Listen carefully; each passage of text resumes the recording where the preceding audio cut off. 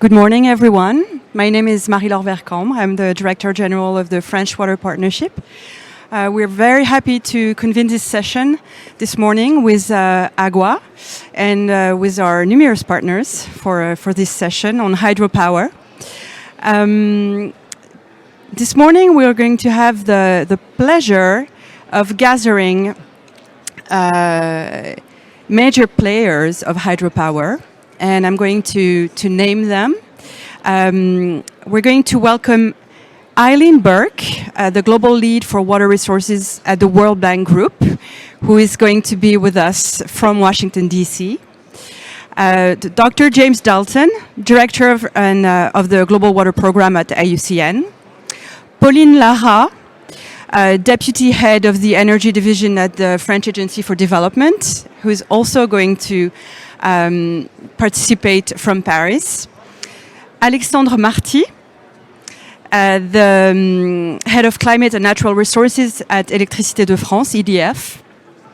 Dr. John Matthews, Executive Directors at the Alliance for Global Water Adaptation, AGUA. And William Rex, Senior Advisor at IWMI, International Water Management Institute. And with these few words, I would like to propose to John Matthews to make a short intro, and then we'll move on to the panelists. Thank you. Thank you and good morning. I'm very honored to be at COP and to have the opportunity to speak as part of an excellent panel here and virtually. And what I'd like to start off by doing is just talk a little bit about where we are at this moment in time with hydropower. So I'm a biologist by training. Biologists are as part of our training is we're usually asked to immediately and unilaterally despise hydropower. But as a person, is an organization that's based in the Pacific Northwest of North America. Literally all of our energy comes from hydropower. We have to be really humble about it, and we have to also, I think, be really aware that it's a significant part of the carbon solution as well as the energy solution in many countries, and will continue to be in the future. Part of AGUA's approach to hydropower is not to make a firm rule of always yes or always no, but how do we make it better? How do we make it more effective and resilient? And I think that the kind of changing nuance of discussion is what we're going to aim for today. Where are the boundaries of hydropower as it interacts with climate change? And I would suggest that you track the speakers as they talk about both kind of key aspects of hydropower, the mitigation side as well as the adaptation side. Most of us are very familiar with the mitigation side, that there are strong carbon benefits that that accrue with the low carbon energy that's generated from hydropower. With some types of dams, especially storage dams, they may be offset in some ways by emissions that come from the reservoirs themselves. So not an absolutely clear a message there. And on the adaptation side, we actually need to think about how these dams continue to operate, that they provide the energy benefits that we've been looking for over time, over the full, hopefully, operational lifetime that these dams are existing, which can be many decades, maybe a century or more. This kind of dyad of issues is still emerging. There's still a lot of controversy that exists about how we balance the trade-offs between these issues. But I think that's the kind of critical point that we are right now here today, and that I hope that we can make some collective step towards resolving as a group. Thank you. Thank you, John. Yes, as a reminder, the title of the session is How Resilient Hydropower Can Help Adapt to Climate Change and Mitigate Carbon Emissions. I would like to ask our first question to Eileen Burke from the World Bank Group, who's with us from Washington, D.C. Eileen, thank you very much for being with us in spite of the very early hour in Washington. Do we hear Eileen? Yes? Eileen, would you like to start speaking? Yes, thank you very much, Marie-Laure, and thank you, John, for that great introduction. It's no secret, and as John was just outlining, that hydropower is critical first to mitigation. According to the IEA, the world must double the capacity of hydropower and pump storage systems to keep warming below 1.5 Celsius and support decarbonization. Hydropower already contributes 60% of the renewable energy production, and importantly, not only being a green energy source, it also allows for the incorporation of other renewable energies, solar and wind, into the energy grid. So that's something to keep in mind, is that this hydropower is providing many services. It's allowing the incorporation of other variable renewable energy sources. And pumped storage provides 96% of our energy storage capacity globally currently. So there are many roles that hydropower plays. It's not only the energy source itself, but its ability to ramp up and down. It's the controllability to be able to generate the power when needed. And this graph shows you just how far we still have to go from 2018 to 2050 in terms of scaling up renewable sources. And the hydro is at sort of the bottom of the bar on the right for no reason. It's the enabling green energy to enable the rest of the energy growth. But at the same time, we have a lot of competition for water storage. Water storage enables all sorts of other development gains and benefits, from human capital to disaster risk management, attenuating the floods and droughts we expect to see coming from climate change, providing food security and cities. But in addition to climate change and the adaptation needs, there's an increasing need for water storage. This comes from a GWP and EME paper that came out last year. William Rex, who's on the panel today, and others worked on this to show that we have decreasing storage per capita now because of sedimentation and the rate of construction of reservoirs, and that because of climate change and the variability that's happening with climate change, but also because of population growth and changing consumption trends, there is an enormous need for water storage going forward.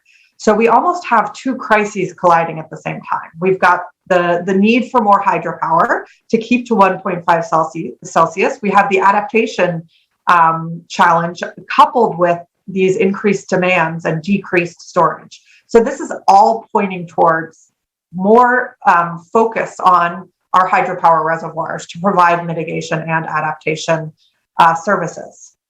I think John really struck it well, that what we need is integrated management of storage, and that starts with integrated discussions among professionals. Those who previously in the hydropower discussions were unlikely bedfellows are coming together. What I have at the bottom of the screen here is a headline from the New York Times from last year about an outcome of Stanford's Uncommon Dialogue project, in which environmentalists in the hydropower industry in the US got together to say, what is it going to take to face these looming challenges with regard to hydropower and other adaptation needs? And what you see on the right here is sort of an offtake, something that we've expanded from that dialogue. We've stolen from them and built on it. And this obnoxious green color is not green on accident. This is green and gray. We need to start treating storage as a green and gray function, and we need to start managing that. We use water storage in so many different ways, most of them natural at this point, from groundwater, from with declining aquifers, so we're losing that. With glacier melt, we're losing so much of the natural storage we need as well. So on the water side, we need to start getting better at managing water storage systems holistically, because there's going to be increased competition, and we can't rely on the hydropower reservoirs as much as we once did if we're going to meet our mitigation targets. part of this starts with understanding the needs, the water flows to begin with, as well as understanding the needs between the sectors, setting up more dynamic discussions between sectors. We need to look at, instead of abandoning or not putting proper O&M into existing infrastructure, we need to look into rehabilitating, restoring, and retrofitting so that irrigation can produce hydropower, hydropower can produce irrigation water, etc. Our managing director at the World Bank, just in her opening remarks at COP, called for building joint hydrological databases and better information sharing across countries as a first step in this. But obviously, this is just a first step in the greater dialogue. I just wanted to highlight many of the resources that we have available. I've only touched upon some of the issues today.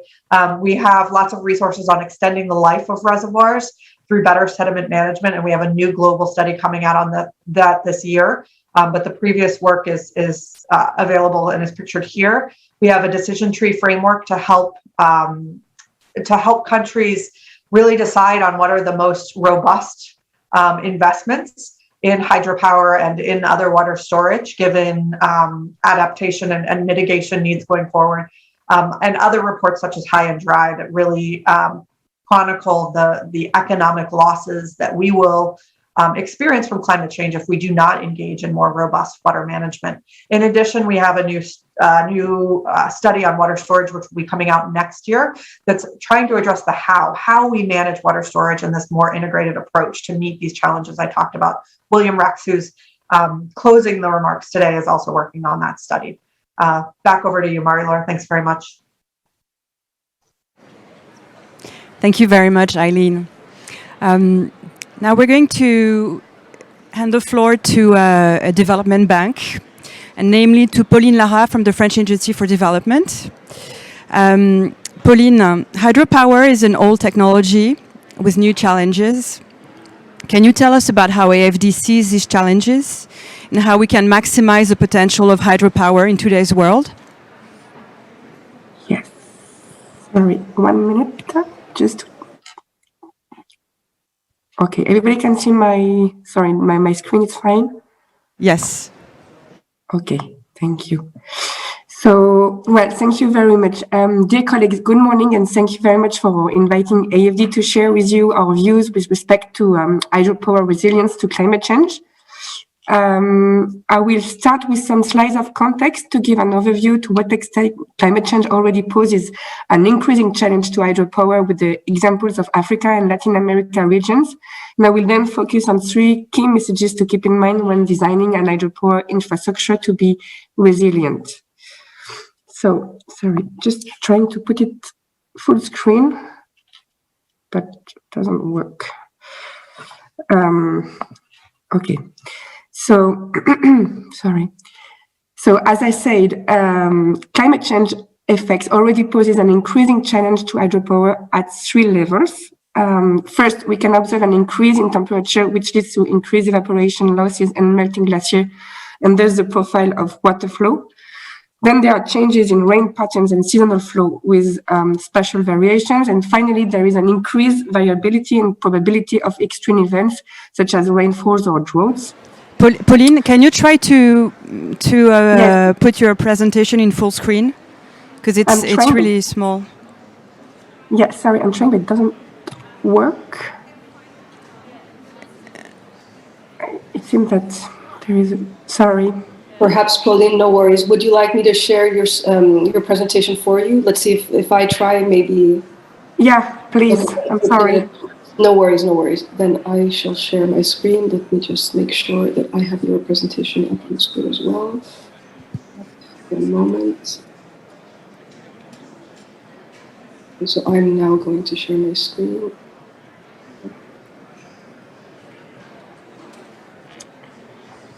Okay. Perfect. So Thank you. Stop where you were. Perfect. Okay, go ahead, Pauline. Thank you. Okay, thank you. Sorry. So, well, as you know, as global green, so I was referring to the already observed impacts of climate change on hydro operation. And so the consequences are that you need to adapt from managing change of average conditions, which are annual or seasonal, to managing change of extreme conditions, flood and droughts. And well, as you all know, as global greenhouse gas concentrations increase, the variability is projected to be stronger and become an increasingly serious concern for renewable electricity supply. So under the around 3 degree scenario, the variability in hydropower capacity factors is likely to become exacerbated. So as I said, the projected climate impact on hydropower generation vary across plants and country, with increase in some regions and significant drops in others. Here, a focus on Africa. We can see that the average capacity factor of analyzed African hydropower plants by IEA, the International Energy Agency, is likely to decrease by approximately 3% between 2060 and 2099, compared to the baseline period 2010-2019, with significant variability by water basin and by country. For instance, we can see a significant drop in Morocco, particularly in the 3 degree scenario, and an increase likely in the Nile Basin. So this decline in capacity factors is driven mainly by 2 elements, decreasing levels of peak monthly capacity during the wettest months and a further decline in water flow during the driest months in majority of the selected plants. According to IEA again, the projected accumulative loss in generation output due to climate change for the remainder of the 21st century is approximately 130 terawatt hours, which is equivalent, just to fix the idea, equivalent to the current total annual generation output from all African hydropower plants. So this is really a massive drop. Next slide, please. Here we can have a focus on Latin America. The IEA assessment shows that from now until the end of the century, the regional mean hydropower capacity factor is projected to decrease due to changing climate conditions. The regional mean capacity factor over the period from 2020 to 2059 is likely to decrease by around 8% on average, compared to the baseline level of 1970s 2000. And between, this is getting worse, between 2060 and 2099, the hydropower capacity factor is projected to be lower than the baseline by over 11% on average. So now, next slide, please. That we are well aware of these effects, how can we design resilient hydropower infrastructures? Well, first, next slide, please. First thing is planning, doing the right dam at the right site. Climate change increases the need for better planning at watershed level, not only dam cascade, but multi-use ecological continuity, and also a need for better project preparation and design. In particular, climate change projection uncertainty requires specific analysis, climate stress test, and it is very necessary to make climate change data and analysis method more accessible and relevant to developers, operators, and decision makers. I will refer, of course, to the Climate Resilient Guide for Hydropower, edited by IHA with the support of the World Bank, and which propose a methodology and raise the key question to be addressed during project preparation or the O&M period. And this is what we are trying to do at AFD systematically when we appraise the feasibility of a project. And finally, we need to take into consideration the need for increasing trade-off between the different functions. So of course, there is hydropower generation, but there is also water supply and irrigation and ecological services. And so it should be emphasized that not only it is important to plan the hydropower infrastructure in a way that it is resilient to climate change, but also in its capacity to deliver a resilient service to the local ecosystem and the population. So it has 2 functions in the planning, in the way the planning is made.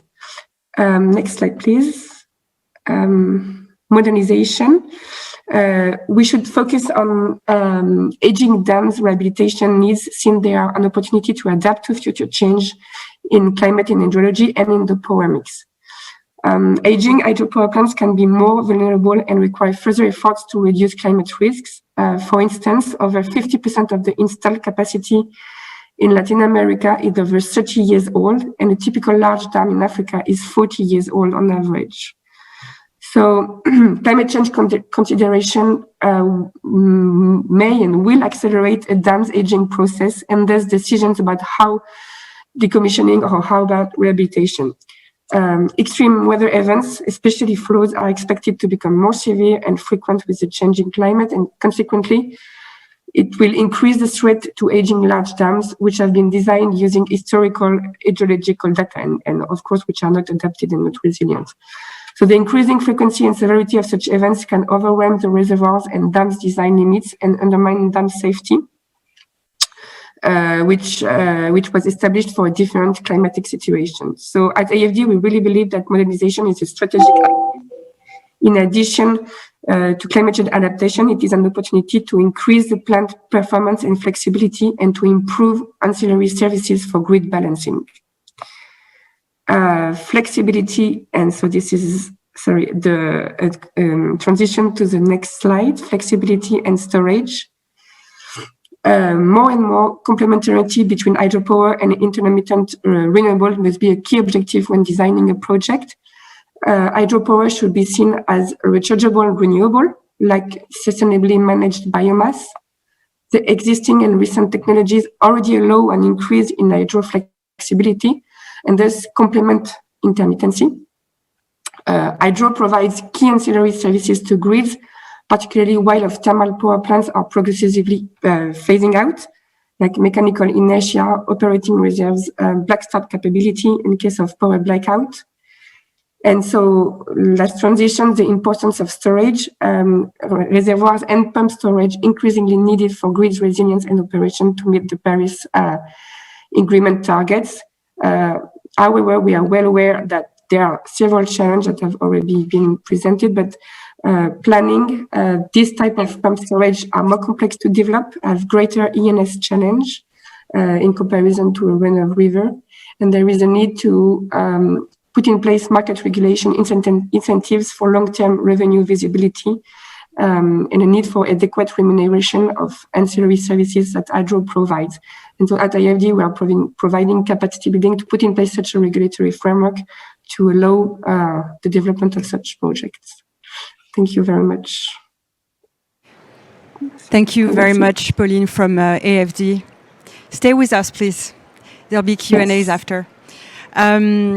John, you represent, you're a hydrologist. You represent the Alliance for Global Water Adaptation.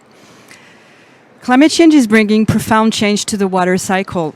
Could you tell us what this means and how we can think differently about hydropower? I want to start off by saying that the past two speakers were really excellent in terms of the issues that they raised, and it's difficult to improve on what they've said. I'd like to, since we're in the UK, maybe borrow a line from Charles Dickens and say, give you a tale of two dams. The first dam that I'd like to tell you about is an existing dam. It's the Hoover Dam with Lake Mead behind it. It's a gigantic dam, one of the largest in the world. Constructed in the 1930s in the Colorado River in the US. And it's a dam that over the last 25 or 30 years or so has had dramatic climate impacts on the regional system. There's a so-called bathtub ring that's about 40 meters or so around the reservoir. It's huge. I was talking to a reporter for the Los Angeles Times last week, and he was asking how bad are these impacts. The kind of iconic photographs of the Hoover Dam show these two towers. They look a little bit like castle towers right behind the face of the dam. Those are the old hydropower intake tunnels. And they stand like monuments to the past climate that the Hoover Dam was designed for. And just to say a little bit about the importance of hydropower for developing economies, when this dam was built, the nearby city of Las Vegas had 5,000 people in it. The four states that, in the kind of greater region that they cover, there were 200,000 people or so, many of whom were Native Americans. 80, 90 years later, there are 45 million people there. And it's mostly because of the energy and the flood control benefits from this single dam that really fueled a massive economic transformation, the same kind of economic transformation that Ethiopia and China and Turkey and many other countries are starting to implement now. So what happens when the hydrology essentially it represents a lie for where that dam is now? How do we adjust it? The federal government and many of the state governments have been spending literally billions of dollars to rehabilitate this dam just so that they can get another decade or two more of service from it. So the dam will fail. The dam will lose its water, it will go away, and it will cease to generate power probably in relatively near future, and it will stand as a kind of epitaph for the Colorado River, unfortunately, and the kind of long-term damage. And what maybe is most important is the shifting trade-offs, that the really challenging trade-offs that have happened because of this dam, and because it was not designed exactly in the way that Pauline just talked about. It was not designed in a way that was really robust and accurate for the climate that it actually lived in, much less the climate that it is moving into. And it's a really good example, too, of the limits of data. They had 35 years of good data. Actually, the IHA guide that was just described, it only recommends 30 years of data for the design of hydropower dams. So it is, we can do, even with what is sometimes considered the state of the art in terms of dam design, we would still maybe end up with something that looked like the Hoover Dam on the Colorado River. The second dam is the story of new dams. And about 10 years ago, I was in Nepal, and I was driving with some colleagues in the Koshi Basin. It's in eastern Nepal. And we'd heard that there was a brand new run-of-the-river, a non-storage facility that had just been installed, I think with a U.S. donor funding. And as we drove up the river, the first sign that we had that we were getting close to a dam is we started to see dead river. There were 4 kilometers of just bare white rocks. And as we got closer, we started to hear a sound, a machine of some kind, and it was a grain mill. And the dam operator, he was kind of bored, so he actually had set up using direct power from the facility. He was grinding grain at the facility. And we talked to him for a while, and we said, "You've killed 4 kilometers of river. They're just bare rocks there. You have a fish ladder that has no water that's flowing through it. Why is that?" He said, "Well, this dam is maybe 3-4 years old. You could see the White Mountains of the Himalayas right behind it." And he said, "We were designed to only divert 80% of the water from the river for the turbine, and that 20% would flow over the dam, would feed the fish ladder and so on. But because the day that this dam started operation, it did not match its climate. It was failing. It was failing on 3 levels. First, it created such an extreme trade-off for the river itself that the river died. Second, it wasn't generating the energy that the country really needed. I was staying in Kathmandu for this trip. We had 12 hours, 14 hours of load shedding each day. So it wasn't even giving the energy. It was generating about 80%, 70% of its potential capacity, even by pulling all of the water. The last was that Nepal actually took out a loan for this dam. It was making the country poorer with this underperforming dam.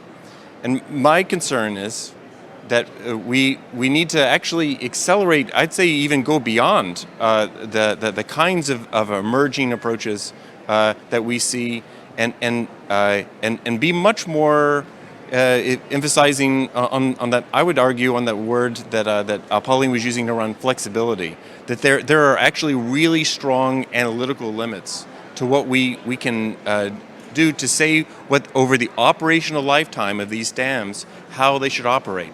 The Hoover Dam has already been there since 1930. It's about 90 years now, and it will likely be there for another century or 2 centuries. We have with existing mainstream engineering approaches, no way to try to design dams. We have to make them much more humble, I would argue. And we need to especially be able to think about the thousands of dams that Pauline also showed over the past 140 years or so that we built, how to make sure that they don't cause these really catastrophic trade-offs as the climate continues to evolve.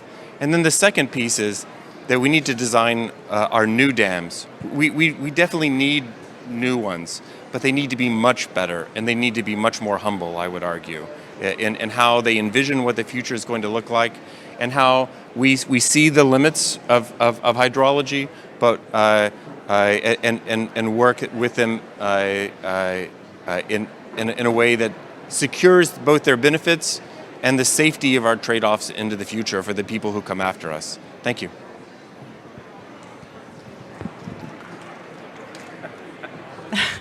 Thank you, John. James Dalton, you represent the IUCN.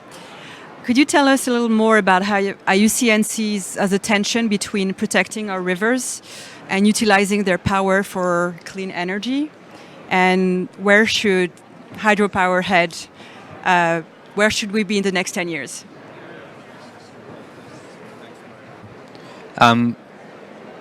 It's always interesting on a panel when you agree with all the things that the previous speakers have said to you. I think first off, from our perspective, is that the climate crisis and the biodiversity crisis are completely interlinked.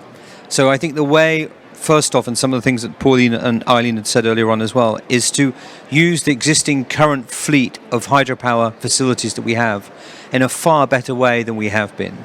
So that includes the retrofitting that people have said, that reinvestment in existing infrastructure.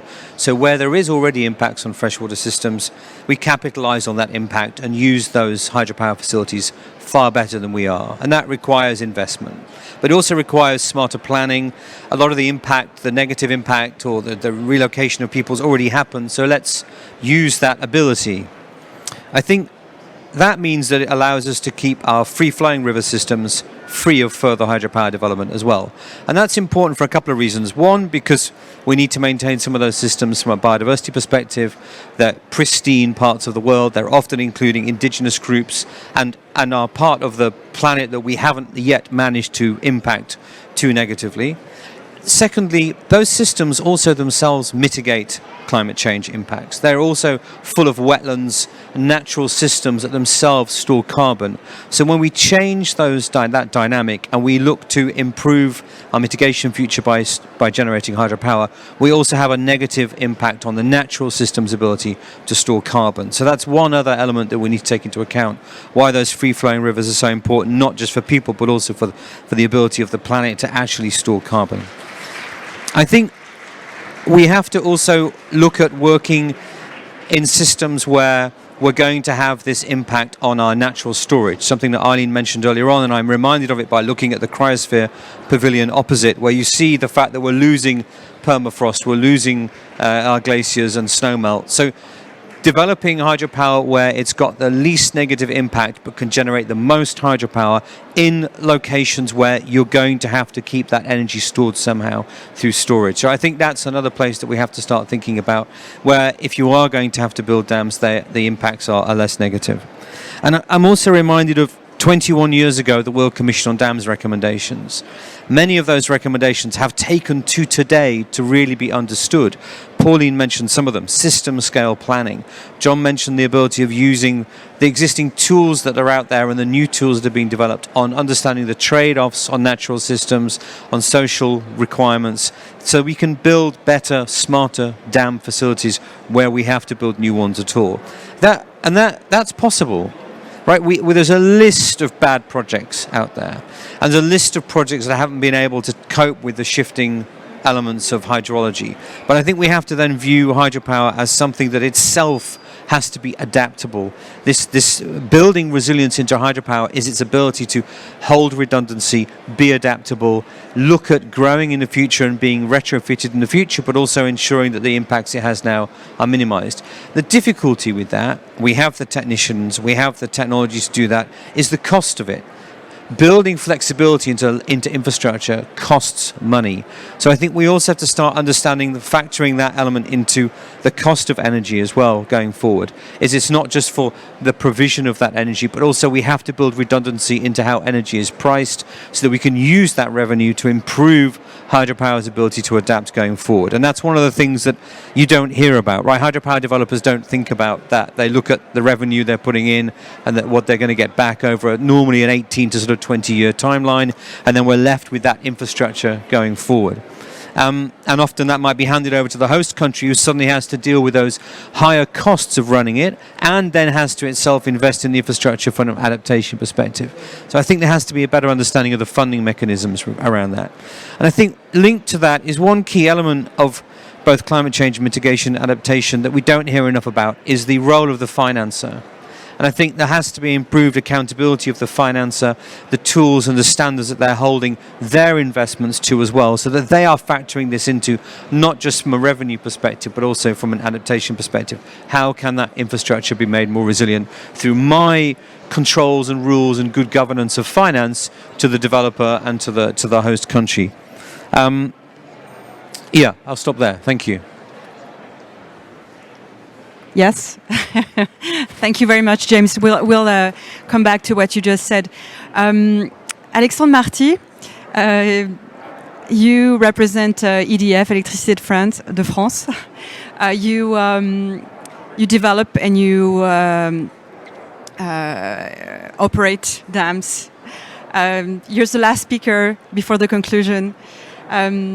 You must feel like you're being taught what you do by the others, but that was not the intention in having you speaking last. The intention was rather to, since you represent the Climate and Natural Resources Department at EDF, was more to share some examples of precisely what you think should be done, what you're already doing, what you're willing to do. Yes. Okay, thank you very much, and thank you for the invitation to this great event. Lots of very interesting things have been said, and I'm going to try and, as you said, illustrate a couple of points that have been discussed already. Speaking from mainly the perspective of an operator of a large installed base of hydropower facilities in France, mainly. An installed base which is 75 years old on average, hence with lots of activities that have developed around those facilities. And activities that depend a lot on the water stored, on the way we operate those facilities, and facilities which are key in the future, as was said, to better integrate an increasing share of variable renewable energy sources in the electricity mix. So that's the challenge in a context where we know that the climate is going to change, we know that the water flows are going to change, maybe not so much in terms of quantities, but in terms of their distribution over time and space. So the first challenge that we have to raise in that context is that we cannot work alone. I think it's been said by Eileen, if I can try and quote her, she said, we need to set more dynamic discussions between sectors. And that's exactly what we are trying to do. There's a multi-purpose use of the water that we happen to be managing behind our dams for drinking water purposes, for agriculture, for industry, for recreation purposes. And we have to first collectively assess and project what are going to be the respective uses of those usage going forward in the next 50 to 100 years on each water basin, and including ourselves on the energy front, and what is going to be the most valuable uses going forward from that perspective. And then we have to work collectively to try and prioritize and assess how those different usage can coexist over those long time frame. Let me give you an example of how we're trying to do that. We have several dams in France around which some essentially recreation activities have developed, so that in some cases they now represent nearly 50% of the economy of the territory. Considering how snow and rain regimes are going to evolve over time, we're going to have a much higher variability in terms of how those reservoirs are going to fill up after the winter season, and how we will be able to maintain the current levels that we have in the reservoirs that enable those recreation activities to take place. We know that we won't be able to maintain, to sustain the same level of water reservoirs going forward. There's going to be a lot of variability. So either we stay on our own and keep doing what we are here to do and what we are sort of paid to do, which is to generate power and to maximize the value of that power in a context where there is much more storage and flexibility requirements from the energy system, or we try and work with local communities to adapt the recreation activities and all the infrastructure that make those recreation activities possible. These are harbors, these are beaches, and that's exactly what we're doing at the moment. So we work with local communities to try and design tomorrow's harbors around the reservoirs, so that those recreation activities can take place with levels in the reservoir that are much lower.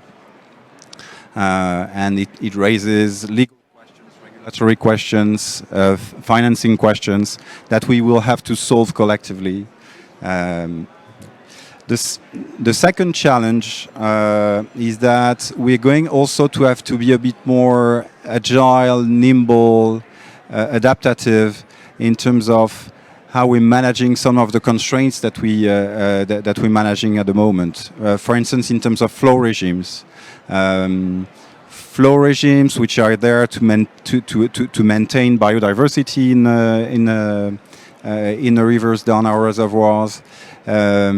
We have to collectively get an understanding of how that biodiversity is going to evolve under the effect of climate change, and make sure that all the water that we use to the benefit of the natural environment, the natural ecosystems, is put to the best use, depending on how those ecosystems are going to evolve, how the fish species are going to evolve.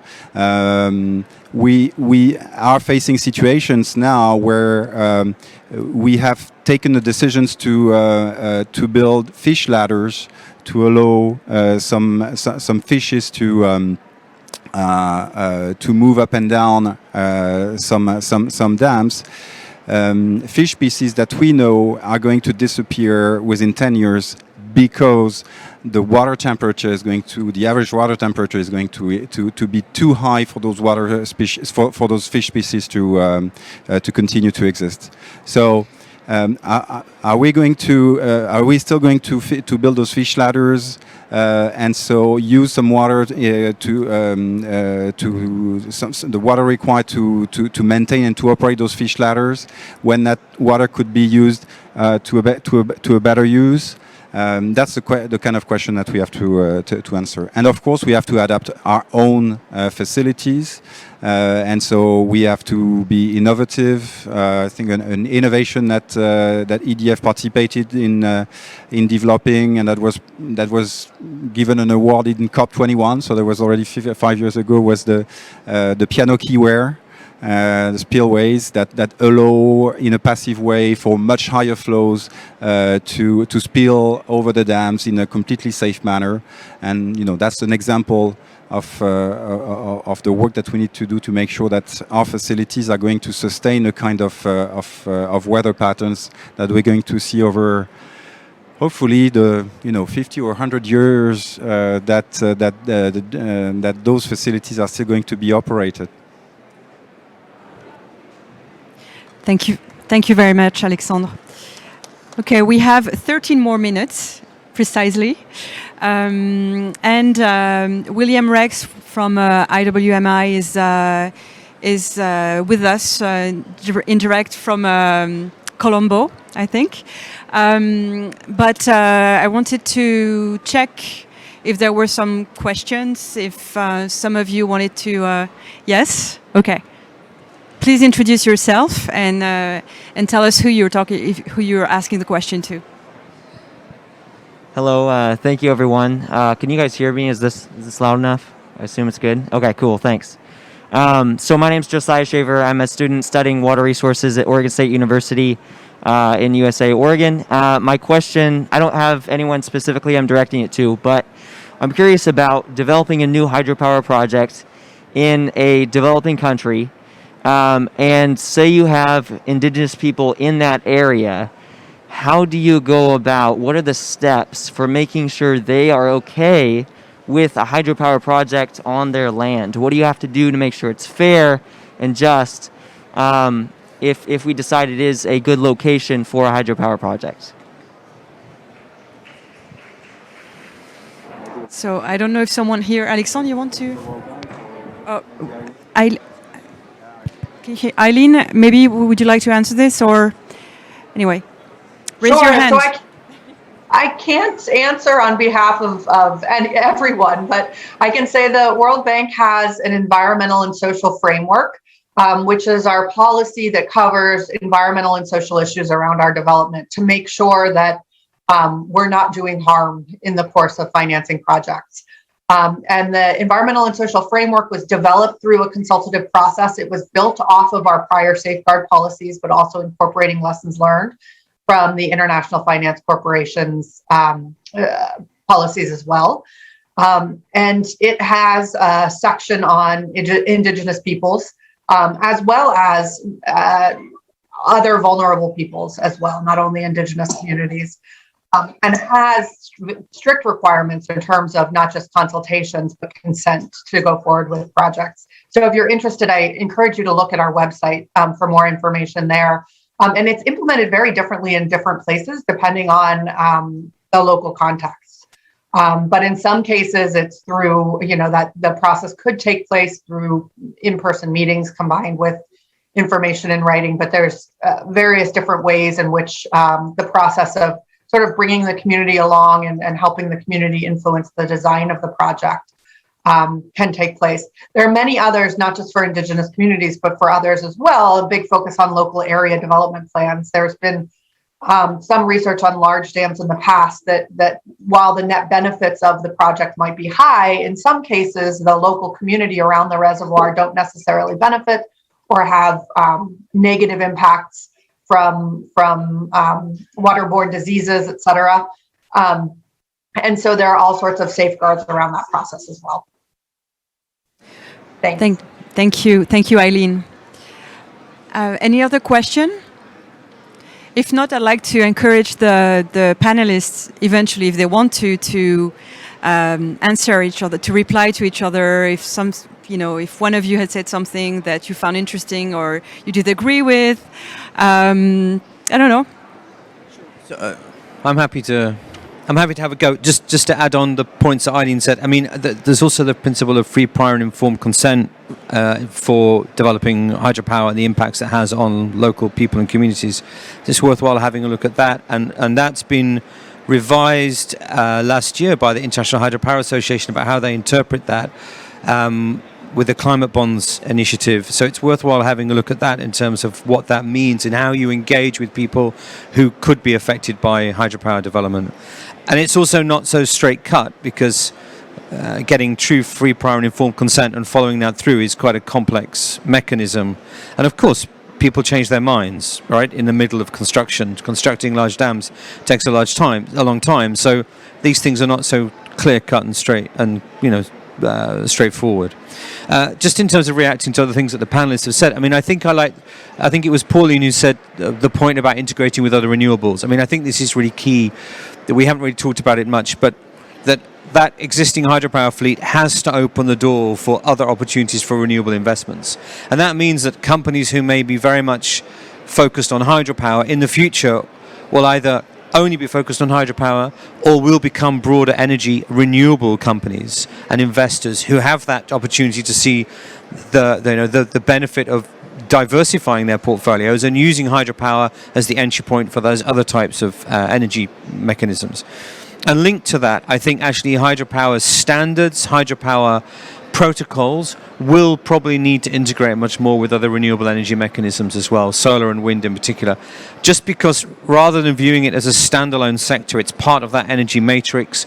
We know it's going to need to grow in different parts of the world based on the data from IEA and the data that Pauline showed, and therefore there is an opportunity to try and bring other renewables in, far less impactful on freshwater systems. Of course, there are negative impacts as well of sort of clearing land for solar farms and things, but that's what needs to happen. Those conversations need to happen. Thanks. Thank you, James. John? So when we think about hydropower, maybe the most important word is actually power itself. And there are two types of power there. There's the energy that's actually being generated, but there's also the economic power that hydropower represents. And that's actually what's so destabilizing. It's the political and economic power that's embodied by that energy, that it makes the trade-offs really challenging and difficult. And so, like indigenous groups or ecosystems, they don't really have much in the way of political or economic power. And so these differentials are where huge gaps and terrible impacts can occur. And we should, I think, hold hydropower because of the potential for really deep, very long-term impacts. We should hold it to a higher standard. And I want to go back to a point that Alexander made about finance. Finance is actually, I would say, it's probably the critical route to get to many of the issues that James was just describing as well. Last night, talking about with some colleagues about the Mekong. One of the reasons why the Mekong is actually especially challenging in this regard is the finance is dark money for a lot of the hydropower. We don't know where it comes from. It's mystery money. And it's often from individual private investors, according to some very significant reporting, and we can't influence it. The World Bank, 50 years ago, was installing dams that would never make it through the World Bank process now, that they would never have been built, or they would have been built in a fundamentally different way. And that's because the World Bank can be embarrassed. The World Bank learns as well, and they can improve, and it is a much more transparent finance process. And so some of these certification processes, these safeguarding processes, they have helped immensely in trying to rebalance the power differentials so that we can get the energy power. So, but we need, I think, to shine more light in the finance processes and try to get away from the dark money. In order to actually get away from exactly the issues that you were talking about, Josiah. Thanks, John. Alexandre Marty from EDF, you wanted to say one last thing and then we have our conclusions. Couple of quick points just to go back on what James was saying and the role of hydropower in the electricity system. first, indeed, a key role in making sure that we can accommodate a higher share of variable renewable energy sources. One of these roles is storage, and actually pump storage. It was said that in the first presentation, I think by Eileen, pump storage is already by far the largest source of electric storage that we have, and we have much more potential to develop pump storage using existing facilities and minimizing the environmental impact of creating additional storage capacity. There are plenty of projects, including in our portfolio, to develop pump storage. The IHA developed a great worker this year over the potential of pump storage. That's first thing. Second thing, we can also use existing reservoirs and the existing surface to develop other renewable energy sources, and especially PV, floating PV. Again, bearing in mind that installing floating devices over reservoirs can affect the ecosystems of that reservoir, so we have to be very careful of that.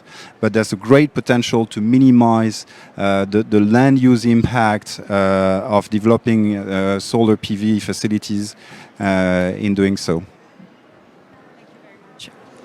Thank you. William Rex, where are you exactly? We're waiting for you for the conclusion. Thank you very much. Okay, great, thank you. So I'm in Nairobi, and thanks very much. It's been a very interesting discussion, and just to offer a few thoughts by way of conclusion. I think the first thing is, if we're talking about the hydro sector, we'd be doing it a disservice if we didn't talk at least a bit about things beyond big dams, because of course the hydro sector goes well beyond big dams, right down to really quite small in-stream facilities or embedded hydro and wastewater treatment plants and everything. And I think it's worth saying, yes, those are much less significant from a leveraging point of view, from a total output point of view, but I think that they are much more unambiguous goods, and that we should be looking for their expansion in a world in which we care about clean energy. So that's the first point that I wanted to make. But of course, at the end of the day, we've come back to the big dams discussion precisely because it's so consequential. So big dams are so controversial precisely because they have such significant impacts, both for good and for bad. And I think, the substantive points around that topic have largely been made. And I think what's interesting is it keeps coming back a little bit to this gap between what's the potential of big dam-based hydropower to do good in the world versus what's its sometimes reality. And it's that gap that we need to really be focused on how to close. And again, there have been lots of great points about how to close that, from both a planning perspective, from a financing perspective, and obviously from a nitty-gritty implementation perspective. I think that the simple message from my perspective is that when we're talking about dams, we're talking about interventions in systems.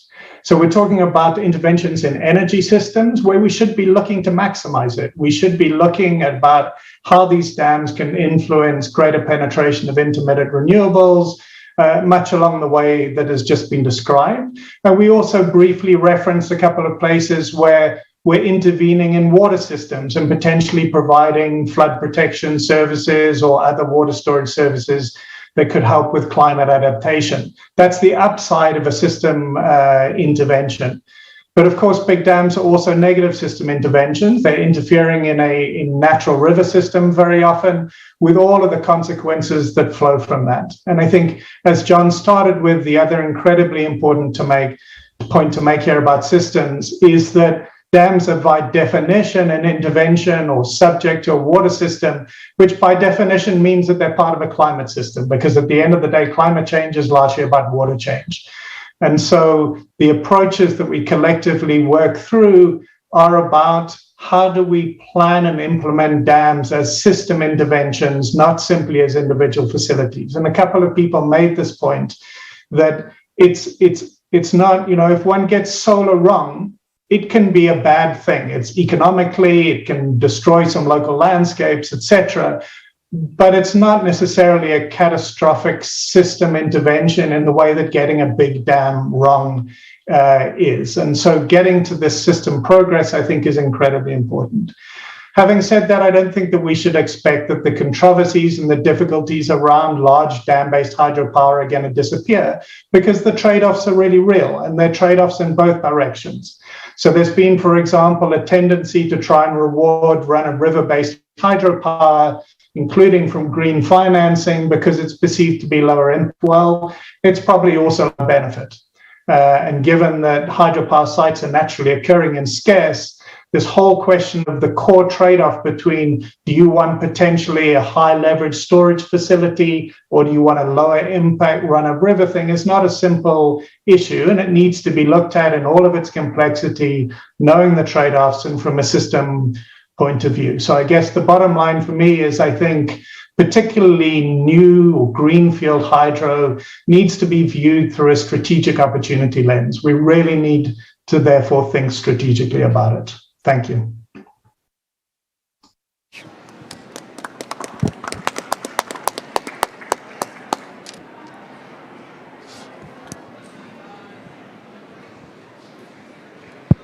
Thank you very much. The session is over.